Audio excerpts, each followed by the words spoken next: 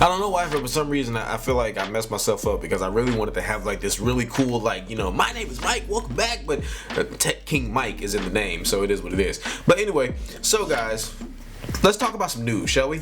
Let's talk about what's going on with Samsung and their lawsuit that's currently pending in Australia. Now, for those of you that are unaware, Samsung has been sued by a regulator in Australia after findings show that their IPs were not as solid as they claim.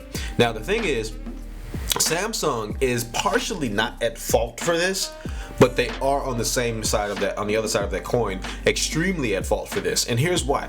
For those of you that don't know what an IP rating is, the IP rating is usually something that comes along a phone, says 68, 67, 66, IP 58, whatever it may be. Now what that is it's a chart that's divided up into two numbers, okay? The first number solidifies the solid, no pun intended. It's about the solid that your phone is resistant to. So if your phone has anywhere from a 5 to a 6, that means it's got a nice resistance when it comes to dust and things like that. If it's got a 6, that means that it's completely dust resistant. That means that there is no way dust can get inside of your device. Now I'll give you guys a prime example here. This is my LG G8. The LG G8 is IP68 water resistant and IP68 dust and water resistant, which means that this phone, no dust can get inside of this phone. But the 8 stands for the liquid part of it, which means that this phone can be submerged in water up to 13 feet for a minimum of 30 minutes, I believe a max of an hour. Don't quote me on that, but that's pretty much what my understanding of it is to be. But here's the thing. What people don't know is that that rating is based on fresh water. Keep that in mind. So as we talk about what's going on with Samsung, just keep that in the back of your head. Fresh water is completely different from a pool with chlorine or salt water. So the reason why Samsung is being sued is because there's claims of false advertising and there's claims of false advertising. There's claims of Samsung misleading customers, and the truth is, I'm surprised this hasn't happened sooner.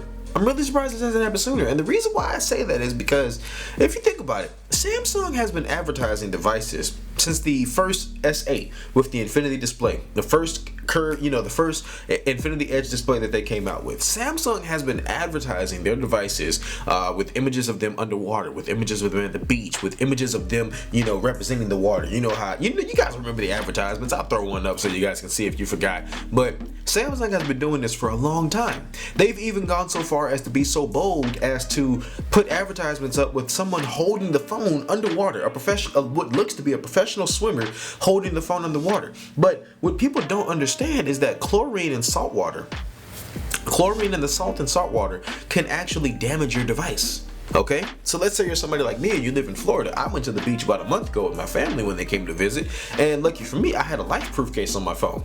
But I'm going to be honest with you guys, many people don't know the extent of these IP ratings, and that's in part on the company not really fully divulging what it is. That's on the part of you go into the store and the carriers and not really fully telling you what it is. At the end of the day, these companies are trying to sell you a product. They're not going to tell you that this phone is IP68 water resistant, and they know that I live in Florida, which means there are several beaches around me where I live, but they're not going to tell me in the store, but don't take it to the beach.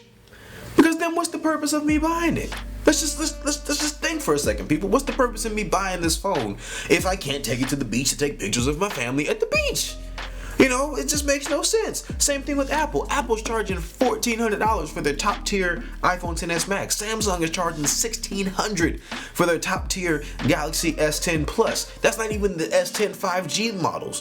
They're charging $1,400 to $1,600 for these devices, and they're telling people you can go anywhere with your phone because it's IP68 water resistant. But you're not telling you that don't take it in a pool because that chlorine will completely mess up that rubber. Don't take it to the beach because that salt will completely mess up that rubber.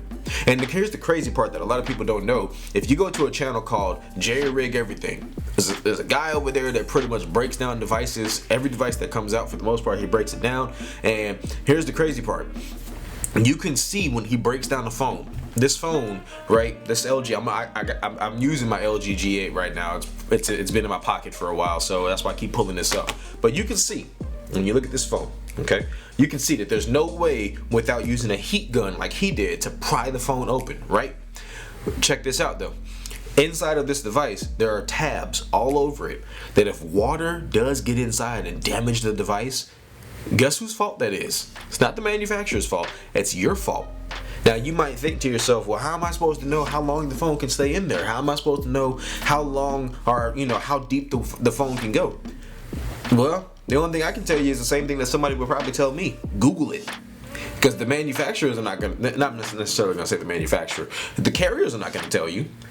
Yeah, like I said, you're not going to go into a carrier store and get a phone and the guy's going to tell you, don't take it to the beach. Don't submerge it for more than this. And if you do keep this, you can write this down and say and tell them I said it. If you do go into a store and a carrier and your representative does inform you of this type of stuff, keep that individual around.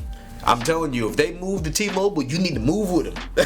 If they go to AT&T, you should go to AT&T with them. Because at the end of the day, folks, it's all the money game. We all know this. Everybody's trying to make money. But it's also bigger than money in the sense that Samsung this year, with this issue that's going on with this false advertising and this lawsuit by the regulators in Australia, also with what happened with the Fold this year, we're kind of seeing Samsung. I want to say this is another example of Samsung kind of having their backs to the wall. Okay, you have phones that are coming out like the Huawei P30 Pro, the Mate 20 Pro, the Mate 10. You have companies like Huawei that are trying to like slowly creep up and take Samsung's spot. They're trying to take Samsung's market share. They're trying to take Samsung's top dog spot. Apple may be $1 trillion company, but they're not the top dog when it comes to smartphones. That's Samsung. Samsung is the #1 smartphone manufacturer in the world, and Huawei is trying to take that spot from them. So what do you do when someone's trying to take your spot? You rush, you throw things out there because you want to be first. They did it with the Galaxy Fold, failed. They're doing it with these advertisements of their devices that are misleading people into believing that you can go anywhere and anytime, any place. And the truth is, you can't. You can't. It's facts. So I'll leave a link below. I'll leave a couple links below down so you can check out the articles and look at the various news outlets that are covering it. You got to be careful with tech news outlets because not all of them are as reputable as you would wish they could be. It's just like with any news media outlet. But I'll link the ones that I think are doing a good enough job of actually explaining the situation at its facts and at its core. But the bottom line is, don't take your phone to the beach. Don't take your phone to the pool. Don't let the IP rating fool you into thinking that your phone is waterproof. Because it's not. Because waterproof would mean that you can go to any body of water and not have an issue with that device. There are watches that are waterproof. There are accessories that you can buy for your phone that can make it waterproof, but your phone itself is not waterproof. IP ratings are for water resistance. Okay? I want to make sure we leave on that note that people understand IP ratings are for water resistance. So it'll be interesting to see what happens with Samsung and what comes out of this whole lawsuit. I think they're going to come out of it. Obviously, they always do. They'll come out on top and they'll, adjust their marketing and do what they need to do. And sometimes it can be dismissed as an accident, but there are others where it's just, just come on, Samsung. No. Just no. Anyway, next video. Thank you for watching. Peace.